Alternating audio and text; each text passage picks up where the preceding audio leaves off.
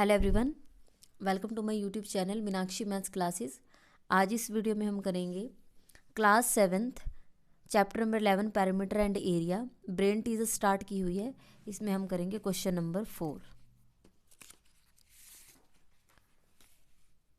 A design on the wall of room consist of 1000 tiles of the shape of a parallelogram. आप एक बार पहले statement समझे, देखो क्या है। एक रूम है और उसकी दीवार पर टाइल्स लगी हुई हैं, ठीक है। और टाइल्स की शेप कैसी है, पैरेललोग्राम शेप की है वो। और टोटल कितनी टाइल्स लगी हुई है, 1000, ठीक है। मतलब दीवार के ऊपर उन्होंने क्या किया, टाइल्स को आपस में ऐसे आपस में टाइल्स को जोड़ के उसे डिज़ाइन बना रखा है। और टोटल कितनी टाइल्स हैं, 1000 tiles. If altitude and base of each tile is 10 centimetre and 4 centimetre respectively. जो टाइल है उसमें उन्होंने दिया है, बेस है आपका, देखो उन्होंने बोला है अल्टीट्यूड है उन्होंने 10 सेंटीमीटर बोला है, एंड बेस इज़ 4 सेंटीमीटर, और बेस कैसा है, 4 centimetre. Find the cost of polishing the design at the rate of rupee 9.50 पर डेसीमीटर स्क्वेयर। अब क्वेश्चन में देखने की बात यह है कि यहाँ पर जो आपकी इसकी डायमेंशन दी गई है वो सेंटीमीटर में दी गई है, आपकी बेस और हाइट आपकी किस में दिया है, सेंटीमीटर में, जबकि जो आपकी कॉस्ट दी गई है वो डेसीमीटर में दी गई है। तो मैं यहाँ से लिखती हूँ, बेस दिया हुआ है, बेस 4 सेंटीमीटर, ठीक है। और हाइट दी, हाइट या अल्टीट्यूड ये आपको दिया गया है 10 सेंटीमीटर। तो आप ये ध्यान रखें, जिसमें आपकी कॉस्ट दी हुई है आप पहले से ही कोशिश ये करें, क्योंकि आपको फाइनली बाद में जाके कॉस्ट को यूज़ करना ही है। तो क्यों ना हम यहीं पर अपने क्वेश्चन को किस में कन्वर्ट कर लें, डेसीमीटर में। तो मैंने आपको ये पहले भी दिखाया था, मैं आपको एक बार वो दिखा रही हूँ। हाँ जी, यहाँ पर देखो, यहाँ लिख भी देते हैं, king Harry died, mother did not cry much. मैंने आपको एक सेंटेंस याद करवाया था, king Harry died, mother did not cry much. जो मैं बोल रही हूँ उसका मैं फर्स्ट लेटर ले रही हूँ, king, H for Harry, D for died, M for mother, D for did not, C for cry and M for much. तो ये आपका बनेगा millimetre, centimetre, decimetre, metre, decametre, hectometre and kilometre, ठीक है। अब सेंटीमीटर के आपको क्या बनाने हैं, देखो ये सेंटीमीटर है और इसके आपको बनाने हैं डेसीमीटर, क्योंकि आपका कॉस्ट डेसीमीटर में दी गई है। तो जब भी आप राइट टू लेफ्ट यहाँ नीचे से जाते हो तो आप, इसका मतलब होता है डिवाइड, क्योंकि आप 1 स्टेप चले तो डिवाइडेड बाय आ जाएगा 10। तो अगर आप इनको 10 से डिवाइड कर देते हैं, 4 divided by 10 and 10 divided by 10, तो ये आपका किस में कन्वर्ट हो जाएगा, ये आपका कन्वर्ट हो जाएगा सेंटीमीटर में, ठीक है। किस में आ जाएगा, सेंटीमीटर में। मतलब आप चाहो तो इसको ऐसे लिख लो, देखो 10 1 ज़ा 10, 10 1 ज़ा 10, मतलब 1 डेसीमीटर, ठीक है। 2 2 ज़ा 4, 2 5 ज़ा 10, मतलब 2 डिवाइडेड बाई 5 डेसीमीटर। मैं डेसिमल में कन्वर्ट नहीं करी क्योंकि कैलकुलेशन करने तो वो अपॉन में भी ईजिली हो जाएगी, ठीक है।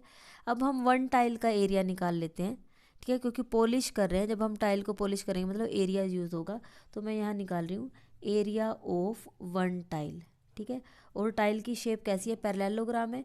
पैरेललोग्राम में एरिया का फॉर्मूला क्या होता है, base multiply altitude, base multiply altitude. तो बेस है हमारे पास 2/5 और अल्टीट्यूड है हमारे पास 1। तो हमारे पास आ जाएगा 2/5 को 1 से मल्टीप्लाई करेंगे, 2/5 डेसीमीटर स्क्वेयर। मैं डेसिमल में नहीं कन्वर्ट कर रही क्योंकि आगे कैलकुलेशन करनी है। तो एरिया आ जाता है 2/5 डेसीमीटर स्क्वेयर। ये तो एक टाइल का आया, लेकिन ऐसी हमारे पास कितनी टाइल हैं, टोटल 1000 टाइल्स। तो मैं लिखूँगी एरिया ऑफ 1000 टाइल्स। तो एक टाइल का एरिया तो आया 2/5, तो 1000 का ज़्यादा होगा और ज़्यादा के लिए हम मल्टीप्लाई करते हैं, मल्टीप्लाई कर देंगे 1000 से। तो ये आएगा 5 1 ज़ा 5, 5 2 ज़ा 10, 00। तो यहाँ से 0 0, 2 2 ज़ा 4 डेसीमीटर स्क्वेयर, ठीक है। तो हमारे पास कितना एरिया, सभी टाइल्स का टोटल एरिया आया 400 डेसीमीटर स्क्वेयर। अब ये हमने सभी टाइल्स का मतलब 1000 टाइल्स जो जोड़ के एक डिज़ाइन बनाया है, उसका एरिया कितना है, 400 decimetre square. Find the cost of polishing the design at the rate of 9.50 पर डेसीमीटर स्क्वेयर। तो हम कॉस्ट निकालनी है, तो हम लिखेंगे total cost of polishing, total cost of polishing. तो उसके लिए जितनी आपका टाइल्स का एरिया आया, मतलब 400, उसको आप मल्टीप्लाई कर दो, जो कॉस्ट आपकी दी गई है 9.50, ठीक है, 9 रुपये एंड 50 पैसे। हम इसको मल्टीप्लाई करेंगे तो आपका आंसर आ जाएगा। अब मैं यहाँ डेसिमल हटा रही हूँ, अपोन में 100 लगा दिया मैंने, ठीक है। तो यहाँ देखो 20 से 20 कैंसिल होगा, तो 950 को 4 से मल्टीप्लाई करो, 950 को 4 से मल्टीप्लाई करते हैं, 0 4 5 ज़ा 20, 4 9 ज़ा 36, 36 में 2 ऐड कर देंगे 38, तो यहाँ से आया 3800, ठीक है। 950 को 4 से मल्टीप्लाई किया 3800, इतना खर्च आ जाएगा, मतलब 3800 आपका टोटल कॉस्ट आएगी, जबकि बुक में दी गई है 38,000, वहाँ गलत दिया हुआ है 3800। अगर आपको लगे कि कहीं पर डाउट है, आपका मतलब 38,000 ही आता है, तो मुझे कमेंट करके बताएं, लेकिन मेरे हिसाब से इसका आंसर आएगा 3800। नेक्स्ट है question number 5। In the figure 11.23, ये आपकी फिगर दी हुई है ये वाली, ठीक है। P Q parallel S R, ये जो आपकी पी क्यू साइड है वो एस आर के क्या है, पैरेलल। एस पी परपेंडिकुलर, आपके ये जो एस पी साइड है वो परपेंडिकुलर है, मतलब यहाँ 90 डिग्री का एंगल बनता है, ठीक है। और आपको दिया गया है पी से क्यू है 60 सेंटीमीटर, एस से आर है 36 सेंटीमीटर, एंड क्यू आर ये वाली साइड आपकी 25 centimetre. Find the area of quadrilateral P Q R S, ठीक है। वैसे तो ये ट्रेपीजियम है, क्योंकि यहाँ पर देखो आपकी ये साइडें क्या है, पैरेलल है, लेकिन 7th क्लास में हमने ट्रेपीजियम का फॉर्मूला नहीं किया, वो हम 8th क्लास में जाके करते हैं। तो हम यहाँ से देखो, मैं आपको इसको कैसे करवाऊँगी, इस क्वेश्चन को मैंने यहाँ से, जब एस से पी परपेंडिकुलर है, तो मैंने यहाँ आर से भी एक परपेंडिकुलर ड्रॉ किया, ठीक है। आर से भी मैंने यहाँ पर एक परपेंडिकुलर ड्रॉ किया, ठीक है। तो सबसे पहले हम यहाँ लिखेंगे ड्रॉ अ परपेंडिकुलर, इसको एस टी लिख देते हैं, ठीक है। Draw R T perpendicular P Q, ठीक है। पी क्यू के ऊपर हमने ये परपेंडिकुलर ड्रॉ किया। तो अब आप यहाँ से देखो, ये तो आपका एक रेक्टेंगल बन जाता है, ठीक है, और ये आपका एक ट्रायंगल बन जाता है, ठीक है। अब यहाँ से देखो रेक्टेंगल, क्योंकि मैंने क्या किया, परपेंडिकुलर ड्रॉ किया है, यहाँ पर भी परपेंडिकुलर, यहाँ पे तो रेक्टेंगल बन गया। रेक्टेंगल में अपोजिट साइड्स क्या होती हैं, इक्वल होती हैं।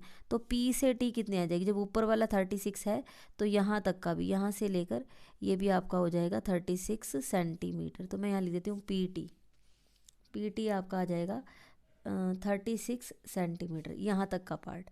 अब आप देखो टी से क्यू कितना बचेगा, टी से क्यू ये वाला, तो आपका जो टी क्यू है वो कितना आएगा, ये पूरी साइड 60 है, ठीक है। ये पूरी साइड 60 है, अगर इसमें से मैं यहाँ तक का, ये इधर लेफ्ट वाला पोर्शन हटा दूँ 36, तो ये राइट वाला बच जाएगा। 36 माइनस करते हैं तो टी क्यू हमारे पास आती है 24 सेंटीमीटर, ठीक है। तो अब आप यहाँ से देखो, हम रेक्टेंगल का एरिया अलग से निकाल देंगे, ट्रायंगल का एरिया अलग से निकाल देंगे, ठीक है। दोनों के एरिया हम निकाल देंगे तो, और दोनों को ऐड कर देंगे तो कंप्लीट फिगर है जो पी क्यू आर एस, उसका एरिया निकल जाएगा। अब रेक्टेंगल के लिए लेंथ तो है 36, लेकिन ब्रेड्थ नहीं पता, तो पहले हम ये ब्रेड्थ फाइंड करेंगे, ठीक है। तो हम यहाँ लिखेंगे इन ट्रायंगल, यहीं पर ही लिख देती हूँ मैं, यहाँ पर in triangle T R Q, ठीक है। आप यहाँ से देखो, ये ट्रायंगल में आपका 90 डिग्री का एंगल बन रहा है, तो एक राइट एंगल ट्रायंगल है, तो यहाँ पर हम पाइथागोरस थ्योरम यूज़ करेंगे। Using Pythagoras theorem,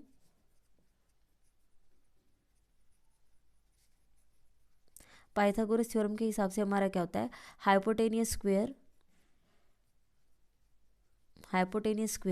is equal to base square plus perpendicular square, ठीक है। मैं परपेंडिकुलर ऐसे ही लिख रही हूँ, आप पूरा कंप्लीट लिख लेना, मेरे पास आगे पेपर नहीं है इस वजह से। तो हाइपोटेनियस क्या होता है, 90 के अपोजिट साइड, मतलब ये 25 स्क्वायर प्लस बेस आपका है 24 स्क्वायर प्लस परपेंडिकुलर है आर टी, तो आर टी का स्क्वायर। 25 का स्क्वायर क्या होता है, 25 को 25 से मल्टीप्लाई करेंगे तो ये हमारे पास आता है, 25 का स्क्वायर होता है 625, 25 को 25 से मल्टीप्लाई करो 625, 24 का स्क्वायर, 24 को 24 से मल्टीप्लाई करो तो ये होता है 576 आर टी स्क्वायर। 625, ये प्लस के 576 हैं, इधर आके माइनस के 576 होंगे, और यहाँ से बचेगा हमारे पास आर टी स्क्वायर। 625 में से 576 माइनस करते हैं तो हमारे पास आता है 49 RT²। और 49 को हम 7² लिख सकते हैं, RT²। तो जब दोनों तरफ पावर सेम है, दोनों तरफ 2 पावर आई है, तो RT की वैल्यू आ जाएगी। Therefore on comparing base RT is equal to 7 centimetre. तो ये जो R से T है, ये हमारे पास आ जाता है 7 सेंटीमीटर। ठीक है, तो अब हम यहाँ से पहले रेक्टेंगल का एरिया निकालते हैं, फिर ट्रायंगल का। ठीक है, यहाँ पर ये पार्ट आपको यहाँ अलग से करना है। यहाँ मैं लिखती हूँ area of rectangle, area of rectangle जिसका नेम है PTRS। PTRS रेक्टेंगल के एरिया का फॉर्मूला होता है लेंथ मल्टीप्लाई ब्रेड्थ। तो यहाँ से देखो लेंथ है 36 और ब्रेड्थ है 7।